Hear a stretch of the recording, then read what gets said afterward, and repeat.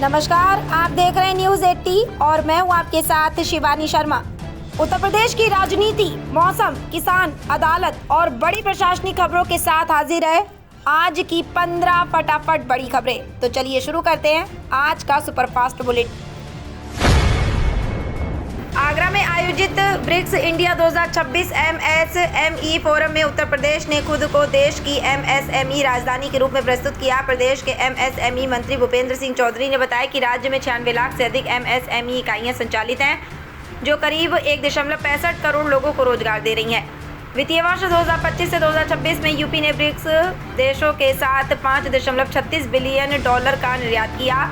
ODOP और विश्वकर्मा श्रम सम्मान जैसी योजनाओं ने शिल्पकारों को वैश्विक बाजार से जोड़ा है। वहीं सीएम युवा और प्लेज योजना के जरिए नए उद्यमों व MSME पार्कों को बढ़ावा दिया जा रहा है।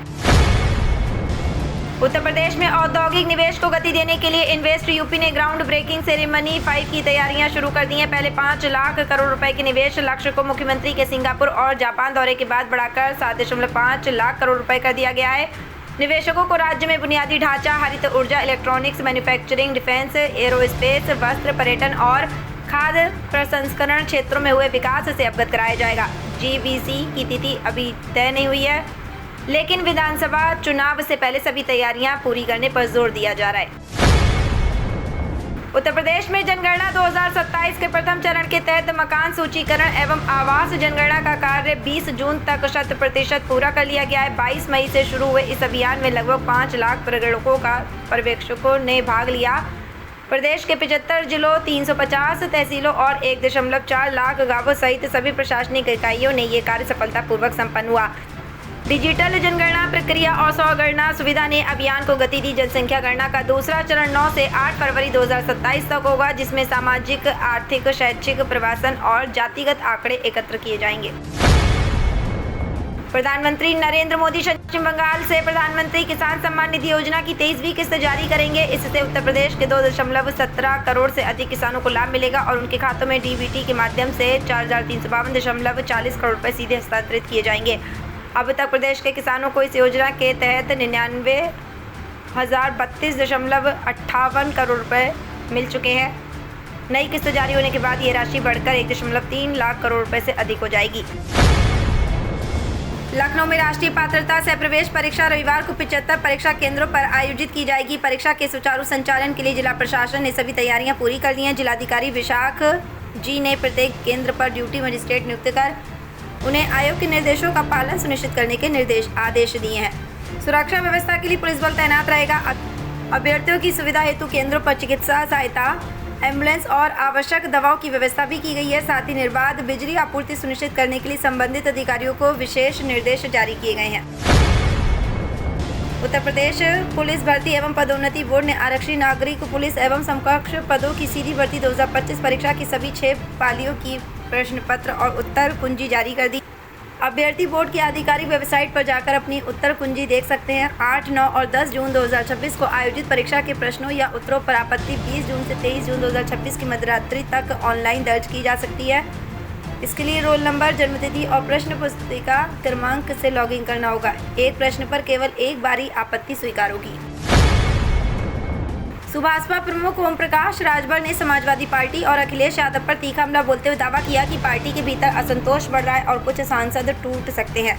सोशल मीडिया पर जारी बयान में राजभर ने आरोप लगाया कि सपा सांसदों का एक गुट अलग होने की तैयारी में है, जिसका नेतृत्व बलिया क्षेत्र से जुड़े एक सांसद कर सकते हैं। उन्होंने ब्राह्मण सम्मेलन में कथित उपेक्षा का मुद्दा भी उठाया। साथ ही दलित उत्पीड़न के मामलों के आंकड़े पेश कर सपा पर निशाना साधते हुए कानून व्यवस्था को लेकर सवाल खड़े किए।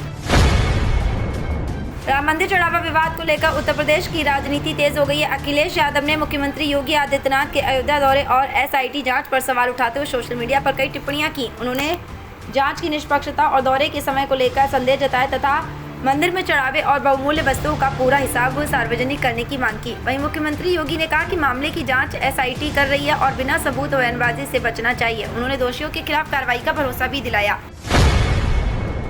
राम मंदिर चढ़ावा विवाद के बीच ज्योतिष पीठ के शंकराचार्य स्वामी अभिमुक्तेश्वरानंद सरस्वती ने मुख्यमंत्री योगी आदित्यनाथ के अयोध्या दौरे के दौरान ट्रस्ट महासचिव चंपत राय को बैठकों से दूर रखने के फैसले की सराहना की। उन्होंने कहा कि आरोपों के घेरे में आए व्यक्ति से दूरी बनाना उचित कदम है। साथ ही शंकराचार्य ने कथित अनियमितताओं, सीसीटीवी फुटेज हटाए जाने और मंदिर प्रबंधन को लेकर गंभीर सवाल उठाए। उन्होंने जांच में पारदर्शिता की मांग की तथा गौ संरक्षण के मुद्दे पर मुख्यमंत्री को नीतिगत स्तर पर ठोस कदम उठाने की सलाह भी दी। योगी आदित्यनाथ ने ललितपुर दौरे के दौरान 1766 करोड़ रुपए की विकास परियोजनाओं का लोकार्पण और शिलान्यास किया। जनसभा को संबोधित करते हुए उन्होंने पूर्ववर्ती सपा और कांग्रेस सरकारों पर बुंदेलखंड की उपेक्षा, संसाधनों की लूट और युवाओं के पलायन का आरोप लगाया।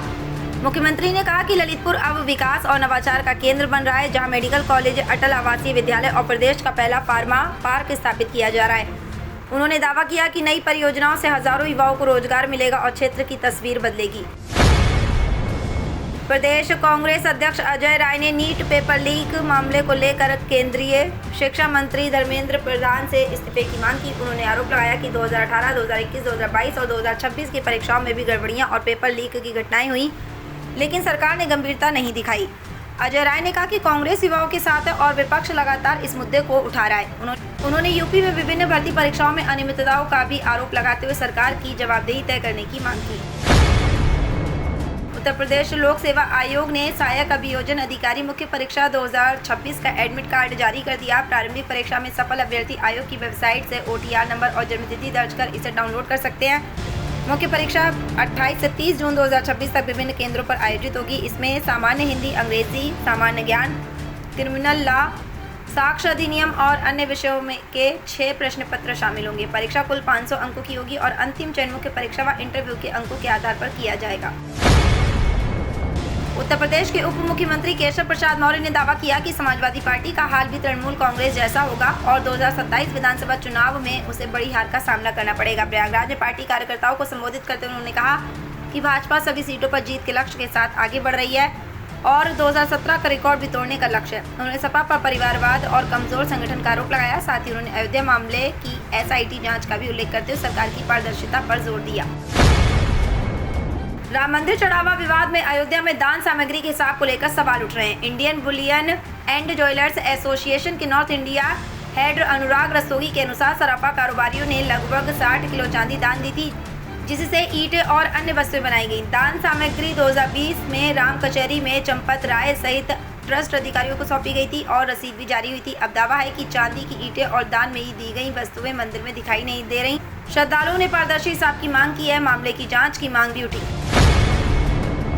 और 21 जून 2026 को पश्चिमी उत्तर प्रदेश में मौसम आमतौर पर गर्म और आर्द्र रहने की संभावना है। मेरठ, गाजियाबाद, नोएडा, आगरा, अलीगढ़, बरेली और सहारनपुर में दिन के समय तापमान 34 से 38 डिग्री सेल्सियस के आसपास रह सकता है।